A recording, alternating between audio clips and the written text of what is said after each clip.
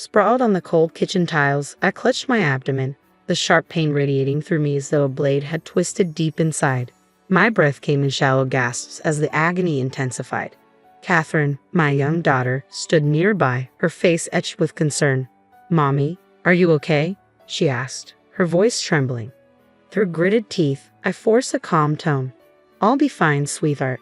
It's just a bad stomach ache," I lied, trying to shield her from the severity of my condition. Footsteps approached, and my husband, Willie, appeared in the doorway. His expression was more annoyed than concerned as he looked at me, suitcase in hand. "What's happening, Amy? Why are you on the floor?" His voice was edged with irritation, not alarm. "I think it's appendicitis, Willie. It's really severe. We need to go to the hospital," I gasped, each word punctuated by waves of pain. He scoffed dismissively. "Appendicitis? You're probably just overreacting. It's probably just indigestion." I tried to argue, but a sharp stab of pain silenced me. Willie glanced at his watch, impatience flickering in his eyes. "I can't miss this trip with Carol. Just call a taxi or something," he said, waving his hand dismissively. My disbelief grew as I tried to speak again. "Willie, I can't even move. Catherine's here. I need you," I pleaded, my voice heavy with desperation. He shook his head, unmoved. "It's probably nothing. Call if it gets worse," he said curtly before turning to leave, his suitcase trailing behind him. I lay there, pain racking my body, with only Catherine's small hands in mine for comfort. Tears welled up in her eyes. "Mommy, don't be sick. You have to be okay," she sobbed. Gathering the remnants of my strength, I pulled her close. "I'm here, darling. Mommy's here." With Willie gone, urgency gripped me. My hands trembled as I reached for my phone and dialed the one person I knew would come, my brother Russell. The phone rang, slicing through the silence of the kitchen. "Hello." Russell's voice was a beacon of hope. "Russell, it's Amy. I need help. I think it's appendicitis. I can't move." I rushed out, each word a struggle against the pain. "Catherine is scared," I managed to add, my voice breaking. After a brief silence, Russell's calm and reassuring voice came through the phone. "I'm on my way, Amy. Hold tight. I'll be there soon." Resting on the cold tiles, I closed my eyes, trying to withstand the sharp pain that coursed through me. Catherine stayed close, her small presence a slight comfort amidst the chaos. In that moment, a resolute feeling took root inside me. Willie's neglect in such a critical time was not just hurtful, it was a profound betrayal. Something had shifted, and I knew things were bound to change. Later, in the sterile hospital room, the rhythmic beeping of machines became a strange comfort. The surgery to remove my inflamed appendix had been successful, but the emotional wound Willie had inflicted lingered. I had called my parents to look after Catherine while I recuperated, and their voices brimmed with concern. The unasked questions about Willie's absence hung heavy in the air. 2 days later, I returned home, the physical pain now a dull ache, a faint echo of what had transpired. Catherine's joy at seeing me again was a bright spot. "Mommy, you're back. Are you all better now?" Her innocent question warmed my heart. "I'm getting there, sweetie," I replied, pulling her into a tight embrace, grateful for her comforting presence. But our peaceful reunion was short-lived. The next day, the door slammed open, and Willie and his sister Carol burst in, frustration in their voices. "Why didn't you pick us up yesterday? We had to pay extra for a taxi and train fares." Willie's accusatory tone filled the room as he strode into the living room. A surge of anger welled up inside me. "Welcome back. Must have been quite a journey," I responded coldly, meeting his gaze. Willie stopped, taken aback by my frosty reception. Even Carol seemed surprised by the palpable tension. "What's with the attitude, Amy?" Willie demanded. I couldn't hold back any longer. "While you were enjoying your trip, I was in the hospital," I said, my voice calm but charged with anger. I glared at Willie and his sister, whose demands often pulled him away from his family responsibilities. Carol's face turned red and Willie looked genuinely confused. "What are you talking about? You're fine, right?" he asked dismissively. "It's not just about being okay, Willie. It's about being there when your family needs you," I retorted, my frustration reaching its peak. Before Willie could respond, the door swung open, revealing Russell, our parents, and Willie's parents. Their eyes, filled with varying shades of anger and disappointment, were fixed on Willie and Carol. Willie's voice trembled as he asked, "Why is everyone here?" His usual confidence had faded under their intense scrutiny. Taking a deep breath, I realized that this moment, this confrontation, would be the turning point for everything that followed. I gathered every ounce of strength I had left to express the hurt and betrayal that had built up inside me.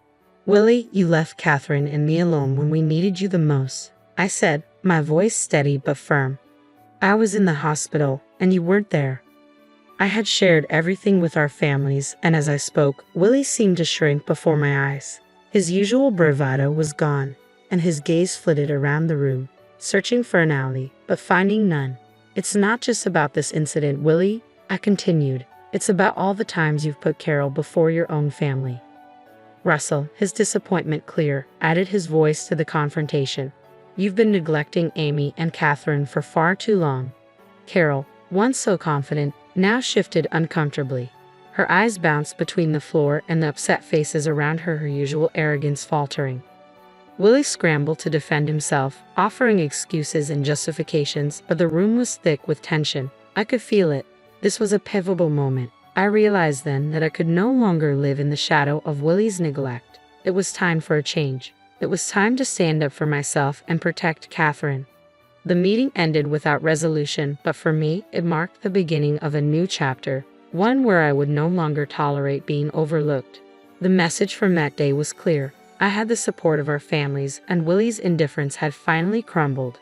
As our relatives filed out, his parents gave me sympathetic looks, an unspoken admission of their son's shortcomings. That night, as I lay in bed, the day's confrontations replayed in my mind. Anger, disappointment, but also something new, a growing sense of empowerment. Willie's true colors had been revealed, and I knew it was time for me to take control of my own life. The following days were filled with tension. The silence between us was heavy, and though Willie tried to act as if everything was normal, the air was thick with unresolved emotions. During this time, I reflected on the deep unhappiness I had been carrying for so long.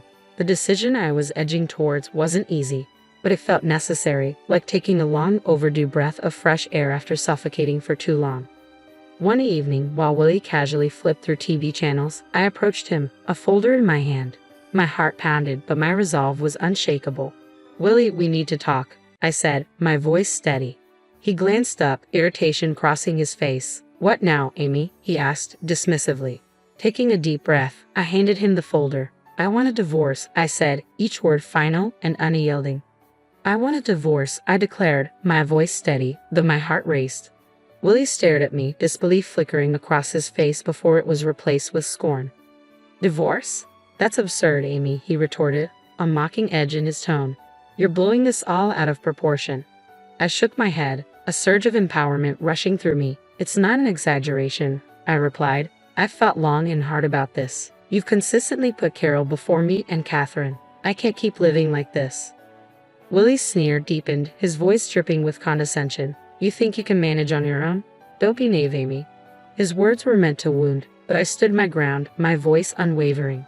"I'm not naive, Willie. I know what this means, but I'd rather face the uncertainty than keep feeling invisible in my own marriage."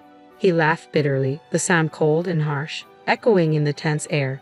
"Good luck, Amy. You'll regret this when you realize how tough it is out there." His dismissive tone only fueled my resolve.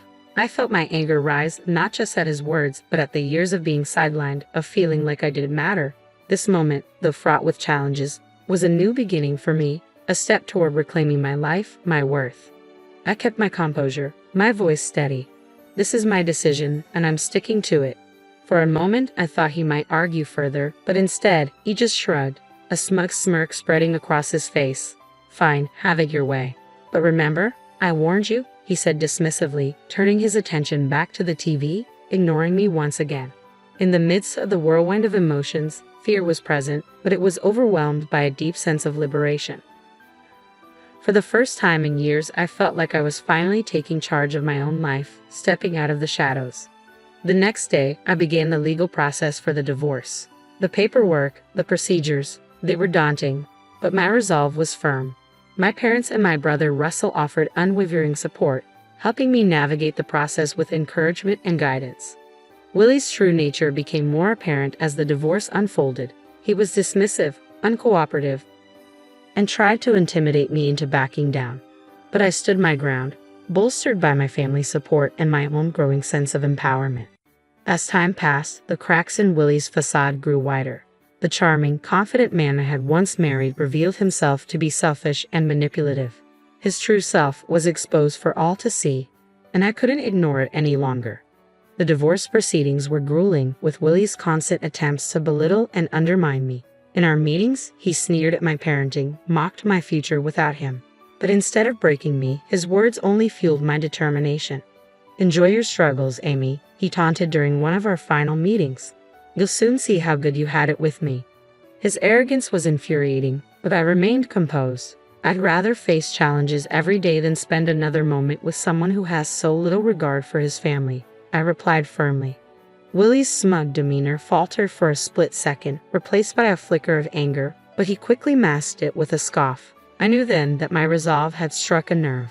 I was moving forward, no longer tethered to his disdain.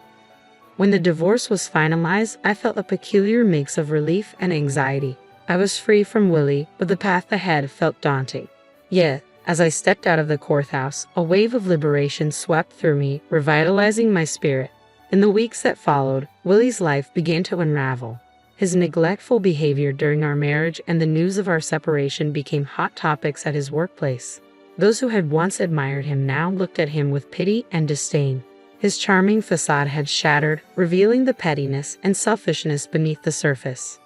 The news of our divorce spread quickly through our community, thanks in part to my well-connected cousin.